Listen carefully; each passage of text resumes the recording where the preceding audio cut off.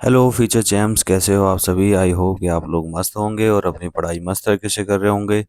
But आज हम फिर से जो है एक इम्पोर्टेंट टॉपिक को आपके सामने लेकर आए हैं, जिसमें हम बात करेंगे प्लेसेंटा के बारे में कि आखिर जो है प्लेसेंटा क्या होती हैं और इसके बेसिक फंक्शंस क्या होते हैं। पेपर में कई बार जो है आपके लॉन्ग आंसर टाइप क्वेश्चन में ये क्वेश्चंस पूछ दिया जाता है कि प्लेसेंटा क्या होती है, इसका बेसिक स्ट्रक्चर और इसके फंक्शंस क्या होते हैं।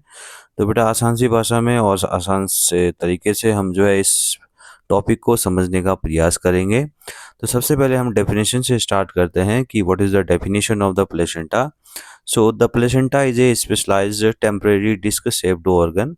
तो जो प्लेसेंटा होती है बेटा, वो आपकी खास प्रकार की एक विशेष प्रकार की टेम्परेरी और डिस्क शेप्ड का ऑर्गन होता है that develops in the uterus during the pregnancy in the mammals. यानी कि जब मैमल्स में जब प्रेगनेंसी का पीरियड चल रहा होता है तो उस केस में जो है आपके यूट्रस से एक ट्यूब जनरेट होती है जिसको हम कहते हैं प्लेसेंटा, जो कि डिस्क शेप्ड की होती है। सेकेंड पॉइंट हम इसमें देखें, the ultimate connections, it if it act as the physical and the physiological bridge. तो बेटा ये आपका फिजिकल और फिजियोलॉजिकल ब्रिज यानी कि एक पुल की तरह जो है आपका बिहेव कर रहा होता है, connecting the body of the mother's to the developing embryo. यानी कि जो आपकी मदर्स हैं उसकी बॉडी से बेटा ये ट्यूब आपकी अटैच रहती हैं और इसी के थ्रू जो नरिशमेंट होता है वो आपके जो डेवलपिंग एम्ब्रायो होता है या फिटस जिसको हम कह रहे हैं, उसको बेटा नरिशमेंट जो है प्रोवाइड होता है थ्रू द प्लेसेंटा। नेक्स्ट है बेटा ओरिजिन। तो it is formed through the close interlinking of the embryonic tissue. तो बेटा इसमें जो है आपके मध्य स्तरीय जो डिफरेंट काइंड्स ऑफ आपके एम्ब्रायोनिक टिश्यू होते हैं वो हमें देखने को मिलते हैं, जिनसे इनका फॉर्मेशन होता है। खासकर जो है बेटा इसमें क्रोनिक विलाइज हमें देखने को मिलते हैं, जो कि आपके अटैचमेंट में आपके हेल्प करते हैं एंडोमेट्रियम वॉल से। एंड मैटरनल यूट्राइन टिश्यू हमें इसमें देखने को मिलते हैं। तो बेटा these are the special tissue which are present in the placenta, ये इंपॉर्टेंट रहेगा। नेक्स्ट पॉइंट हम बात करें बेटा temporary nature. So this organ grow specially to support gestation and is delivered expelled shortly after the baby is born, known as the afterbirth. That means बेटा ये tissue जो होता है, ये ऑर्गन जो है आपका स्पेशली जो है तब आपका ग्रो हो रहा होता है जिस केस में गेस्टेशन पीरियड जो है मेमल्स में चलता है। और ये सपोर्ट बेटा गेस्टेशन पीरियड के दौरान, प्रेगनेंसी के दौरान, जो मेमल्स में 9 मंथ की प्रेगनेंसी होती है उस केस में ये आपका क्या करता है, सपोर्ट प्रोवाइड कराता है और साथ ही साथ जो है जो फीटस होता है उसको होल्ड किए रहता है। और जब डिलीवरी हो जाती है तो उस केस में ये बेटा शॉर्ट टाइम के बाद, कुछ ही समय क्षण के बाद ये आपका यूट्राइन वॉल को छोड़ देता है, यूट्राइन वॉल से एक्सिट आउट हो जाता है। तो ये टेम्परेरी नेचर इस तरह का रहता है, केवल जो है इसको नरिशमेंट प्रोवाइड कराना और गेस्टेशन पीरियड के दौरान बेबी को होल्ड किए रहना, जो बेटा इसका खासकर जो फंक्शन देखने को मिलता है। अगर बेटा इसका डायग्राम हम देखें तो बेटा इसका एक इम्पोर्टेंट डायग्राम हमें देखने को मिल रहा है, जिसमें कि इसका शेप जो है डिस्क शेप्ड होता है और यही पार्ट जो है आपके वॉम्ब से कनेक्ट रहता है, यानी कि एंडोमेट्रियम वॉल से बेटा यह पार्ट जो है चिपका हुआ रहता है, अटैच रहता है, जिस पार्ट को हम कहते हैं बेटा अम्बिलिकल कॉर्ड। और बेटा ये point of attachment, they are the points where the chronic villi are present. Fetal blood vessels हमें देखने को मिलती हैं जो लगातार जो है मदर की बॉडी से ब्लड को जो है एब्जॉर्ब करके जो है इस ट्यूब के द्वारा जो है आपके फीटस तक पहुंचा रही होती हैं। और एवरेज साइज अगर हम इसका देखेंगे तो 1 पाउंड इसका रहता है 453 ग्राम्स। तो बेटा ये इंपॉर्टेंट रहेगा। नेक्स्ट स्लाइड हम देखें तो बेटा यहाँ पे बात करेंगे स्ट्रक्चर ऑफ द प्लेसेंटा। तो इसका एनाटॉमिकल जो लुक किस प्रकार का होता है वो हमने देखा, जो कि डिस्क लाइक शेप का होता है। वेस्कुलर नेटवर्क्स और ब्लड कैपिलरीज इसमें हमें खूब सारी देखने को मिलती हैं। Different kinds of the tissue composition हमें इसमें देखने को मिलता है। तो बेटा anatomy structure of the placenta हम देखें तो we have see the different parts of placenta. तो first one is the disc shaped body, second one is the chorionic villi and third one is the vascular networks. So at first we discuss about the first point is a disc shaped body. So what is the disc shaped body? In human it is a flattened. तो इस case में अगर human की बात करें, मानव की, तो बेटा ये फ्लैटेंड होती हैं, केक लाइक राउंड शेप की हमें देखने को मिलती हैं। एंड डिस्क मेजरिंग द रफली 15 to 20 22 centimetre in the diameter. तो अगर इसका पूरा लेंथ और डायमीटर हम देखें तो 15 × 22 होता है सेंटीमीटर की डायमीटर को देखने को मिलती है। And about the 2 to 3 centimetre in the thickness, और उसकी थिकनेस जो है लगभग 2 से 3 सेंटीमीटर की होती है at the full term.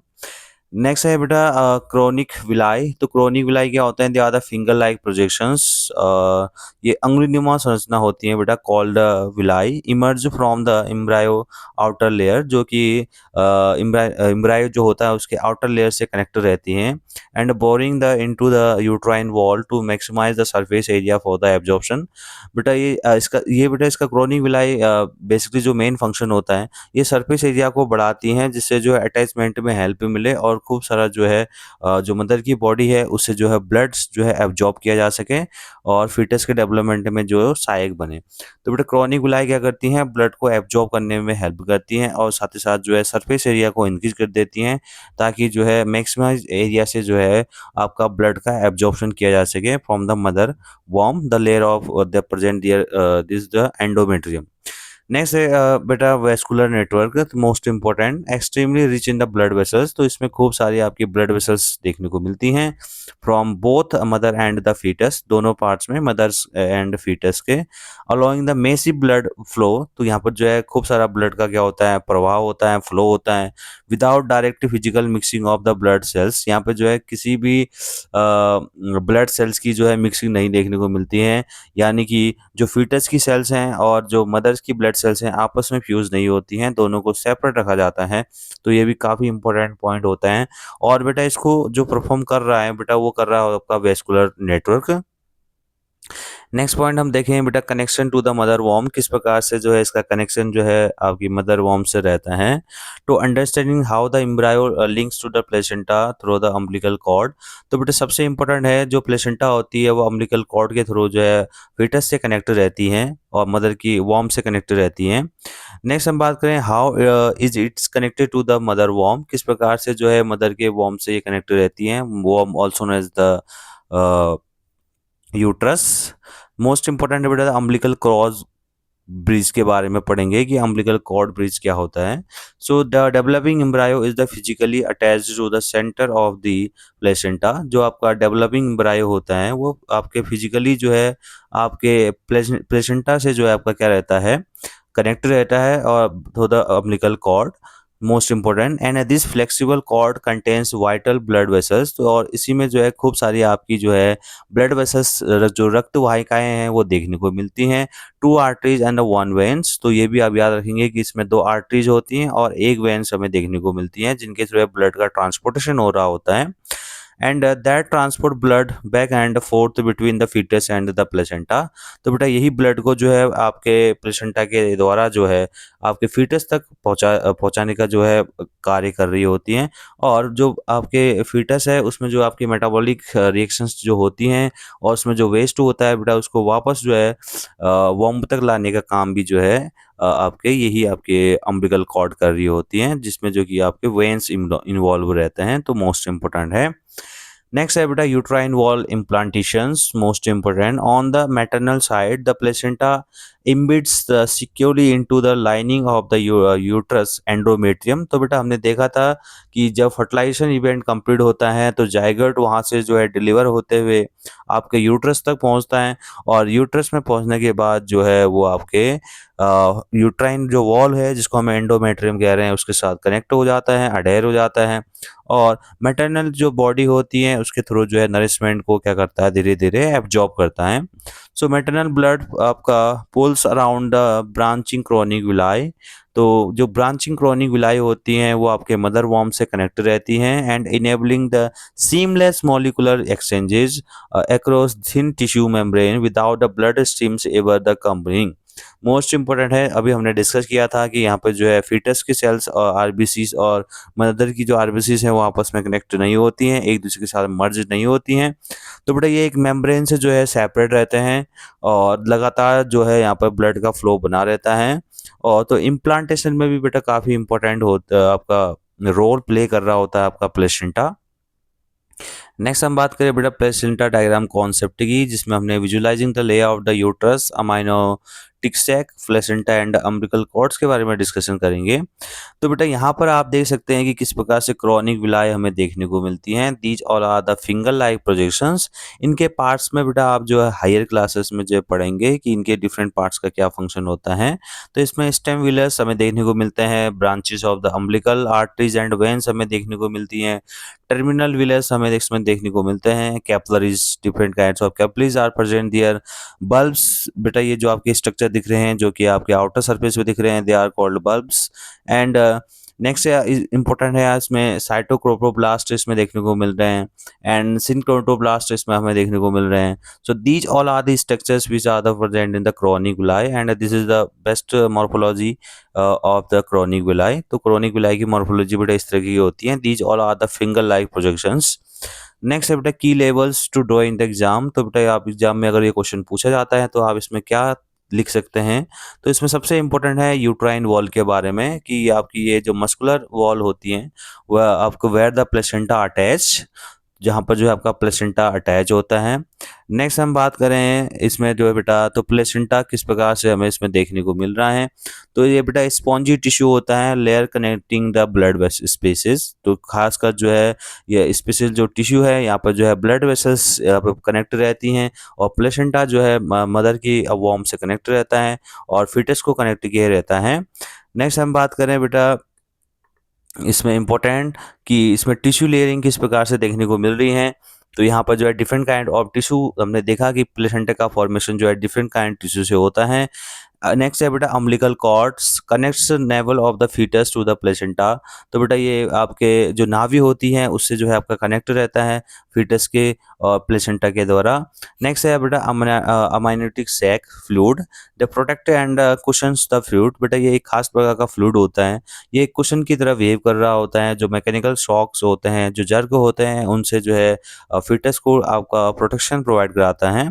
Next है बेटा फीटस, ये आपका ग्रोइंग एम्ब्रायो होता है, सेफली आपका हाउस्ड इनसाइड्स, यानी कि उस पाउच लाइक स्ट्रक्चर जिसको हम वॉर्म कह रहे हैं, जिसके अंदर एमनाइटिक फ्लूइड्स आपका भरा रहता है, और वहाँ पर जो है ये फीटस लगातार क्या करता है, ग्रो करता है। तो मोस्ट इंपोर्टेंट है।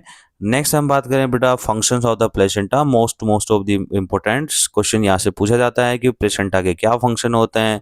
तो आपके board of examination point of view से बेटा ये क्वेश्चन काफ़ी इंपॉर्टेंट रहता है। इसके क्या रोल्स हमें देखने को मिलते हैं, क्रिटिकल फिजियोलॉजिकल जो रोल्स होते हैं उनके बारे में हम डिस्कशन करेंगे वन बाय वन। सो बेटा शुरू करते हैं।